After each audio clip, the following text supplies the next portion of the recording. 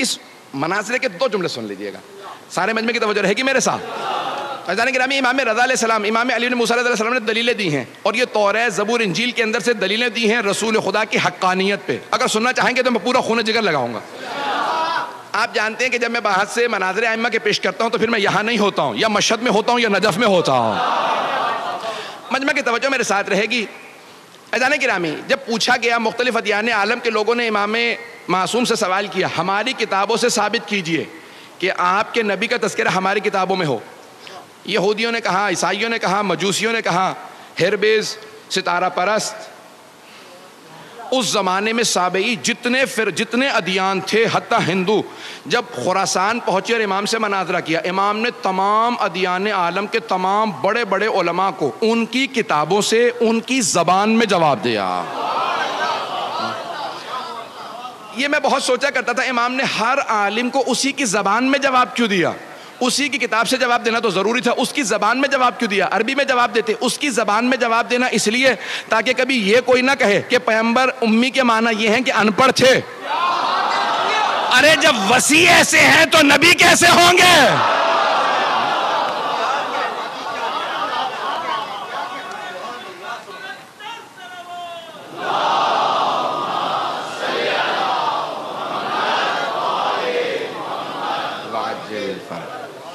تو ایک مرتبہ مامون نے مناظرہ رکھا تھا، مامون رشید، نام آپ نے سن رکھا ہوگا، بنی عباس کے خلفاء میں سے ہارون رشید کے بعد اس کے دونوں بیٹے امین اور مامون۔ مامون ایران پہ حکمران تھا، حاکم تھا، بعد میں اپنے بھائی کو قتل کرنے کے بعد پوری حکومت اس نے قبضے میں لے لی تھی۔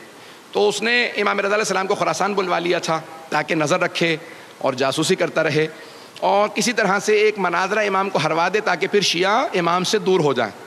اور جتنی اسے ضد تھی کہ امام ایک مناظرہ ہار جائیں، کسی طرح سے لوگوں کی نظروں میں گر جائیں، قدرت کو اتنی ہی ضد تھی کہ حق جھکنے نہ پائے۔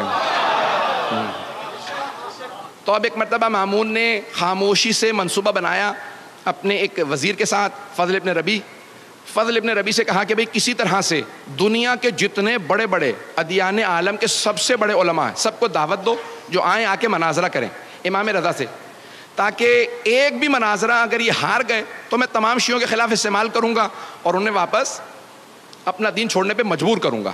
اس نے کہا ٹھیک ہے، لیکن اس پہ بہت وقت لگے گا اور پیسہ۔ اس نے کہا مجھے پرواہ نہیں، پیسہ بھی لگے گا، ہم لگائیں گے، اور وقت درکار ہے، چند مہینے ہیں۔ انہوں نے تیاری شروع کی، تو یہودیوں کے راس الجالوت کو خط لکھا، جسے آج چیف ریبائی کہا جاتا ہے، اور اسقف اعظم جو آرچ بشپ تھا، پوپ تھا اس زمانے میں، اسے بلایا، اور ہندوؤں کا سب سے بڑا جو پنڈت تھا اس کو اس زمانے میں، سادھوؤں کو، جو سابعی تھے، جو ستارہ پرست سے مجوسی، جتنے بھی ادیان تھے، سب کے بڑے بڑے علماء کو کہا اکیلے مت آئیے گا، کتابیں لے کے علماء کے ساتھ تیاری کر کے آئیے گا۔ جب سب آ گئے کہا کانوں کان ہمارے ولی عہد کو خبر نہ ہونے دینا، امام رضا کو خبر نہ ہونے دینا، انہیں پتہ نہ چل جائے، کہیں ایسا نہ ہو یہ بھی تیاری شروع کر دیں، جو تیاری کر کے بات کرے اسے ہم امام ہی نہیں مانتے۔ اگر بات پہنچ رہی ہو، ہم ایسے کوئی امام نہیں مانتے۔ میں جملہ کہہ رہا ہوں سخت ہے، مجھے معاف کر دیجیے گا اگر کسی کو گراں گزرے، ہم ایسے کوئی امام نہیں مانتے جسے چاولوں کے پیچھے بوٹی نظر نہ آتی ہو۔ کس کا ہے نہ پوچھئے گا، ہم ایسوں کو امام مانتے ہیں جو پہاڑ کے پیچھے دیکھ کے بتا کتنی فوج آ رہی ہے، کتنے میرے ہاتھوں مارے جائیں گے، کتنے بھاگ جائیں گے۔ عزیزان گرامی، ایک مرتبہ مامون نے کہا امام کو کانوں کان خبر نہ ہو، تیاری شروع ہو گئی، سارے علماء پہنچ گئے۔ ایک مرتبہ مامون نے سوال کیا آپ لوگوں کی تیاری ہے؟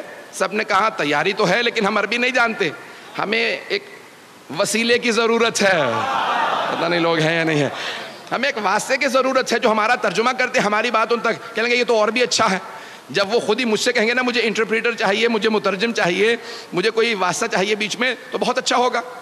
وہ کوئی ضرورت نہیں، پریشان مت ہوں، ابھی آپ لوگوں کی تیاری ہے؟ ہاں، سب علماء کو الگ الگ ایک گروہ میں سب کھڑے ہو گئے، کتابیں لے کے کھڑے تھے، سب کی تیاری ہے، کہاں جاؤ جا کے ہمارے ولی عہد کو بلا لاؤ۔ آیا وہ خادم جو امام کو بلانے کے لیے مامون کی طرف سے، جیسے ہی پہنچا تو امام اپنے حجرے میں عبادت کر رہے تھے۔ اچھا وہ خادم جو امام کی جاسوسی پہ لگایا گیا تھا نا کہ دیکھو یہ کیا کرتے ہیں، تو اس نے ہمیشہ دیکھا، واپس آنے کے بعد دل ہی دل میں وہ شیعہ ہو چکا تھا، تقیے میں چلا گیا تھا، تو اس سے پوچھا بھی کیا بات ہے؟ کیا دیکھتے ہو؟ کہ جب بھی جاتا ہوں نا جاسوسی کے لیے تو میں نے صرف 3 ہی حالتوں میں دیکھا، یا نماز سے ہوتے ہیں، یا روزہ رکھے ہوئے ہوتے ہیں، یا ذکر کر رہے ہوتے ہیں. لگتا کہا کہ اور کیا دیکھا؟ کہ جب یہ قرآن پڑھتے ہیں نا تو لگتا ہے قرآن آیا ہی ان کے لیے. جب نماز پڑھتے ہیں تو پتہ چلتا ہے نمازی صرف یہی ہے. روزہ خود گواہی دیتا ہے یہ روزے دار ہے، ذکر انہی کے لیے بنا ہے. تو ایک مرتبہ کہا جاؤ جا کے بلا لاؤ ہمارے ولی عہد کو. اچھا وہ بیچارہ ہو تو گیا تھا اندر سے امام کا ماننے والا، لیکن اب پریشان کہ کس طرح سے بلاؤں. تازہ جو آدمی آتا ہے نا اس کے لیے ابھی مسئلہ ہوتا ہے کچھ. تو آیا اور آنے کے بعد کہا کہ مولا آپ کو مامون نے بلایا. امام نے اسے مسکرا کے دیکھا، کب بلایا؟ مجھے ہے، پریشان تو ہے. اس نے کہا مولا ایسی بات نہیں ہے، وہ وہاں مناظرے کے لیے تمام ادیان عالم کے سب سے بڑے بڑے علماء آ گئے. تو امام نے کہا کیا تجھے اپنے مولا کے علم پہ شک ہے؟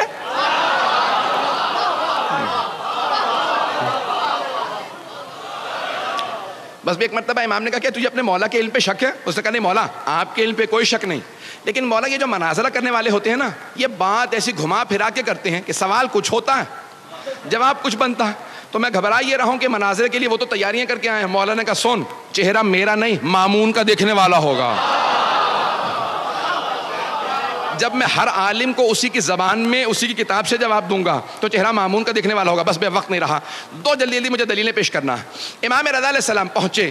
اب میں اپنے انداز سے پیش کروں کیسے آئے ہوں گے دربار میں. تو مامون نے ایک مرتبہ کہا خبردار کوئی امام کے لیے دروازہ نہ کھولے. وہ خود ولی عہد ہیں، کہ دروازہ وہ خود کھولیں گے. آپ کو پتا نا محلوں کے دروازے بہت بڑے بڑے ہوتے ہیں، کہ محل کے دروازوں کو وہ دھکیلیں، پردہ کوئی نہ ہٹائے. جبکہ سپاہی موجود تھے، کہ خبردار کوئی پردہ نہ ہٹائے. وہ خود چلتے ہوئے آئیں اور کوئی ان کی تعظیم میں کھڑا نہ ہو. جب وہ مجھ سے آ کے سلام کر کے اجازت مانگیں گے میں بتاؤں گا انہیں کہاں بیٹھنا ہے. ایک مرتبہ میں اپنے انداز سے پیش کر رہا ہوں، امام چلے. امام نے ولایت کی قبا اوڑھی، امامت کی ابا کاندھوں پہ رکھی، عصمت کا امامہ سر پہ رکھا، تولا کی تسبیح لی، تبرہ کا ڈنڈا لیا.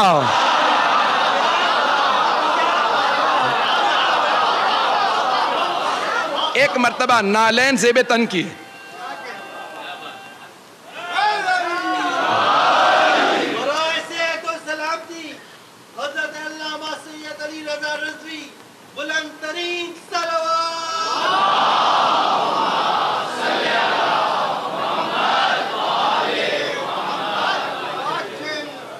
آپ حضرات کی محبت و عقیدتوں کا بے انتہا شکریہ. بس سن لیجیے گا 5 سے 7 منٹ زحمت دوں گا. ایک مرتبہ امام چلے، جیسے ہی امام نے نالین سے بے تن کیے چلنے لگے تو میرا دل کہتا ہے زمین قدموں کے بوسے دے رہی ہوگی، آسمان سر پہ سایہ کر رہا ہوگا. جب امام کائنات چلے ہوں گے تو ایک مرتبہ ہوا چلنے لگی، خود بخود دروازے کھلنے لگے، پردے سر پہ سایہ کرنے لگے، اور وہ تمام درباری جیسے کسی نے گریبان میں ہاتھ ڈال کے کھڑا کر دیا ہو. سب کے سب تعظیماً کھڑے ہو گئے. وہ جو تخت پہ بیٹھا تھا مامون، وہ خود بخود کھڑے ہو کے کہنے لگا فرزند رسول یہ آپ ہی کی جگہ ہے.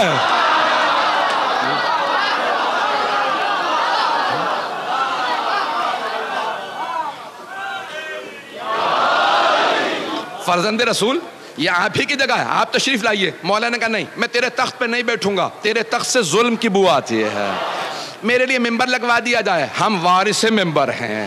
ایک مرتبہ امام کے لیے ممبر لگایا گیا. امام ممبر پہ تشریف لائے. مامون نے فوراً امام کو دیکھا کہ فرزند رسول کچھ لوگ سوالات کرنے آئے تھے. یہ نہیں کہ میں نے دعوت دے کے بلایا ہے سازش کے تحت اور یہ سب بڑے بڑے دور سے پیسے لے کے آئے ہیں، کچھ نہیں کہا. کہ فرزند رسول کچھ لوگ سوالات کرنے آ گئے تھے تو میں نے سوچا آپ ہی سے سوال پوچھ لے، میں کیا جواب دے پاؤں گا. مولا نے مسکرا کے مجمع کو دیکھا اور اس طرح سے دیکھا کہ سب کے ذہنوں پہ امام ایسے مسلط ہوئے کہ سب پہ روب طاری ہو گیا. جو الہی نمائندہ ہوتا ہے اس کا آنا بتاتا ہے یہ اللہ کا بھیجا ہوا ہے. ایک مرتبہ امام نے مجمع کو دیکھا، سب پہ ایک روب طاری ہوا کہ ان کے چہرے پہ ہیبت و جلال، ان کا نور بتا رہا ہے یہ عام آدمی نہیں ہے. امام نے مجمع کو دیکھنا شروع کیا. کہا پہلے آپ لوگ سوال کریں گے یا پہلے میں سوال کروں؟ اب وہ اور زیادہ پریشان، کہ یہ اکیلا آدمی اتنے بڑے مجمع سے کہہ رہا ہے کہ آپ سوال پہلے کریں گے، میں پہلے اتنا ہی نہیں یقین ہے اپنے علم پہ. امام نے کہا آپ پہلے سوال کریں گے پہلے میں سوال کروں گا. تو جو عیسائی آرچ بشپ تھا، جو ان کا پوپ تھا، جو سب سے بڑا ان کا پادری تھا، اس نے کہا ہم لوگ تو بہت زیادہ ہیں، آپ ہی کیوں نہیں ایک ایک سوال سب سے کر لیتے؟ امام نے کہا تو پھر میں آپ ہی سے شروع کرتا ہوں. پتہ نہیں لوگ ہیں یا نہیں. اسی نے دعوت دی تھی. امام نے کہا پھر میں آپ ہی سے شروع کرتا ہوں. کہا فرمائیے. امام نے کہا یہ بتاؤ حضرت عیسیٰ کو مانتے ہو؟ کہا ہاں. کہا کیا مانتے ہو؟ کہا ہم مانتے ہیں وہ ابن اللہ تھے.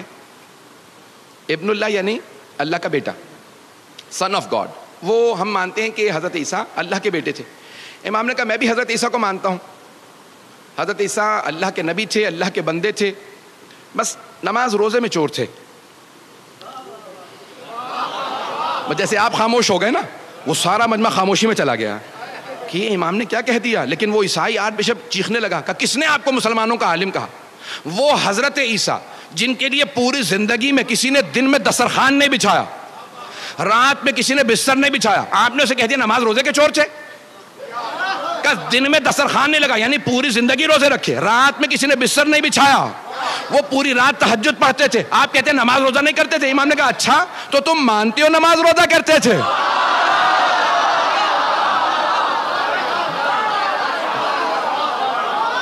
مناظر ایسے ہی ہوتا ہے.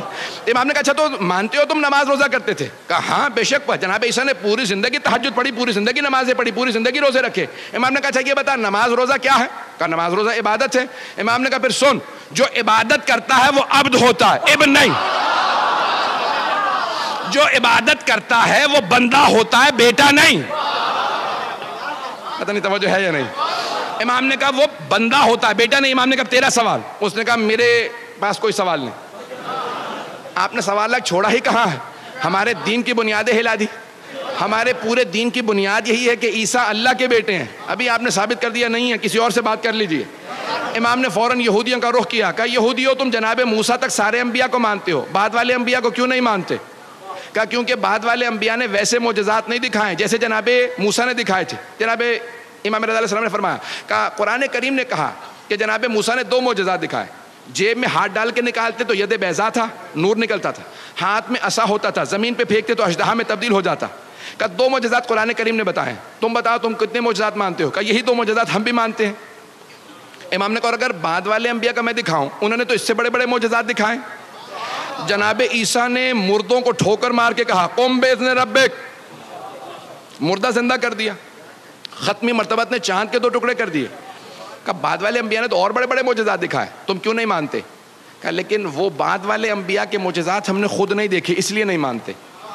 امام نے کہا اچھا یہ بتا جناب موسیٰ کے معجزات تو نے خود دیکھے ہیں؟ اتنے لوگ ہیں یا نہیں؟ جناب موسیٰ کے معجزات تو نے خود دیکھے ہیں؟ کہ نہیں خود تو میں نے نہیں دیکھے, میں اس زمانے میں نہیں تھا, 4000 سال پہلے, لیکن مستند کتابوں میں وہ معجزات آئے. امام نے کہا اچھا اور اگر میں مستند کتابوں سے جناب عیسیٰ اور جناب ختمی مرتبت کے معجزات ثابت کر دوں تو مان لے گا؟ کہ مان لوں گا لیکن آپ کے نزدیک مستند نہیں, ہمارے نزدیک مستند ہو. امام نے کہا اچھا یہ بتاؤ تمہارے نزدیک سب سے مستند کتاب کون سی ہے؟ کہا توریت. وہ جو یہودی راس الجالوت تھا نا, چیف رہبر, وہ ذرا دور کھڑا تھا. امام نے کہا تمہارے نزدیک سب سے مستند کتاب کون سی؟ اس نے کہا توریت. امام نے کہا ذرا مجمع کو بتانا میری توریت کی تلاوت کیسی ہے. توریت کھولو. اس نے توریت کھولی. امام نے کہا دائیں طرف کے صفحے سے میں پڑھنا شروع کرتا ہوں. نہیں ہے مجمع میرے ساتھ. امام نے بھائی اب نعرے کا وقت نہیں رہا, کسی چیز کا وقت نہیں رہا. امام نے ایک مرتبہ عبرانی زبان کے اندر, عبرانی ہیبرو زبان میں توریت کی تلاوت شروع کی. جیسے امام نے تلاوت شروع کی, اس نے آدھا صفحہ سنا, فوراً توریت کو بند کیا. کہا رک جائیے, آپ وہاں ممبر پہ بیٹھے ہیں, میں یہاں کھڑا ہوں, یہ آپ کو پتا کیسے چلا میں نے صفحہ کون سا کھولا؟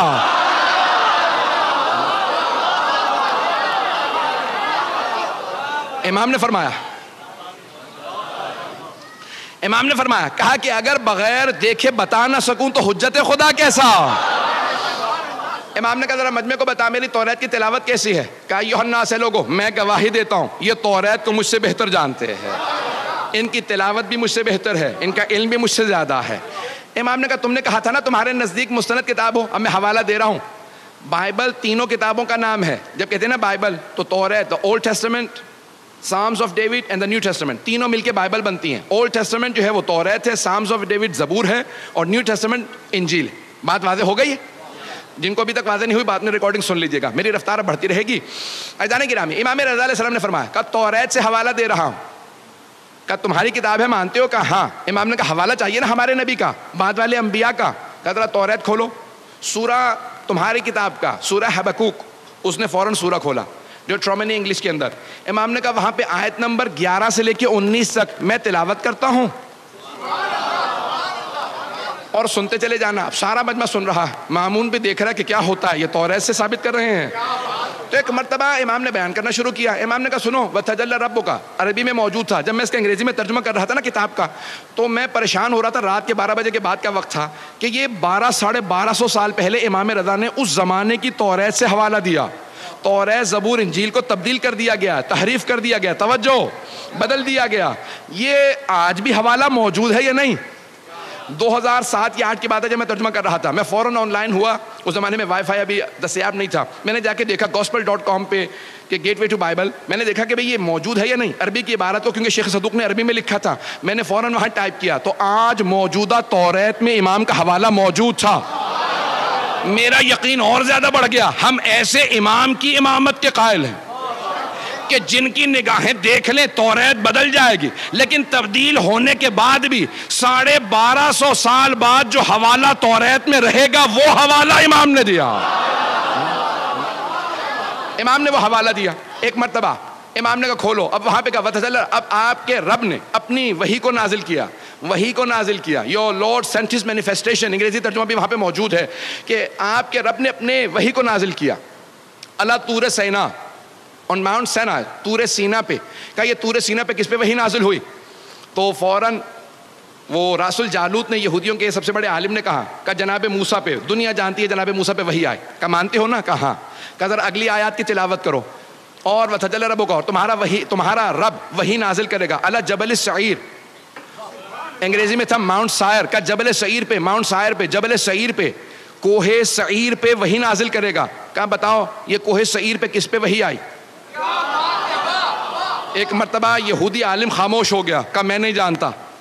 امام نے کہا کتاب تمہاری ہے, سورہ تمہارا, آیت تمہاری کتاب کی, ذرا ایک مرتبہ تم سننا, میں بتاتا ہوں. امام نے عیسائیوں کا رخ کیا. کہا اے عیسائیوں, کیا تمہارا عقیدہ ہے کہ جناب عیسیٰ پہ جبل سعیر پہ وحی آئی تھی؟ سارے عیسائیوں نے کہا ہاں ہم مانتے ہیں کہ جناب عیسیٰ پہ جبل سعیر پہ وحی آئے. امام نے کہا یہودیو, تم کہتے ہو مستند کتاب سے حوالہ دو تو مان لو گے. تمہاری کتاب میں تذکرہ ہے کہ بعد والے نبی پہ جبل سعیر پہ وحی آئے گی. کہ تمہاری کتاب ہے, حوالہ جناب عیسیٰ کا ہے, کیونکہ تمہیں معلوم نہیں کس نبی پہ. میں بتا رہا ہوں اور عیسائی بتا رہے ہیں کہ جناب عیسیٰ پہ وہاں وحی آئی. اب جیسے آپ میں سے بہت سے خاموش ہیں, سارے یہودی خاموش ہو گئے کہ کیا کیا جائے گا. عزیزان گرامی, مجھے پتا ہے کہ آپ کے سب حضرات کی توجہ کی وجہ سے میری طرف توجہ ہے کہ اگلا جملہ کیا ہوگا. امام نے کہا سن, آیت نمبر 18 اور 19 میں لکھا وَتَجَلَّى رَبُّكَ عَلَى جبل فاران, اور تمہارا رب جبل فاران پہ وحی نازل کرے گا. انگریزی میں نے ترجمہ دیکھا جبل فاران کا, تو لکھا تھا ماؤنٹ پھیرن, ماؤنٹ پہ, جبل فاران پہ. امام نے کہا جانتے ہو جبل فاران کہاں ہے؟ کہا ساری دنیا جانتی ہے, مکے کے پہاڑی سلسلوں کا نام جبل فاران. امام نے کہا اسی جبل فاران میں جو مکے کے پہاڑی سلسلوں کا نام ہے, ایک غار ہے جس کا نام ہے غار ہرا. پوری دنیا میں صرف ہمارے نبی نے کہا مجھ پہ غار ہرا میں وحی آئی تھی. کہا او یہودیو, کتاب تمہاری ہے, حوالہ ہمارے نبی کا ہے. ایک مرتبہ امام نے کہا سن, آگے لکھا ہے کہ اسی آخری نبی کے بھی جناب موسیٰ کی طرح سے 12 اوصیاء ہوں گے. گھبرا گئے حضرات, اس آخری نبی کے 12 وصی ہوں گے. فوراً اس نے کتاب کو بند کیا. کہ یہ آپ کو سب کیسے معلوم ہے؟ امام نے کہا سن, تو کہتا ہے نا کہ بعد والے انبیاء نے ویسے معجزات نہیں دکھائے, تو جو معجزہ کہے گا میں دکھا دوں گا. اس نے پلٹ کے کہا مجھے پورا یقین ہے آپ معجزہ دکھا سکتے ہیں, لیکن میں جاننا چاہتا ہوں کیسے. جب آپ ہماری کتاب کو ایسے جانتے ہیں, مجھے پورا یقین ہے اگر آپ کہیں گے تو آپ معجزہ دکھا دیں گے. امام نے کہا سن, وہ جو وہاں لکھا ہے نا آخری نبی کے 12 وصی ہوں گے, ان میں سے 8واں میں ہوں.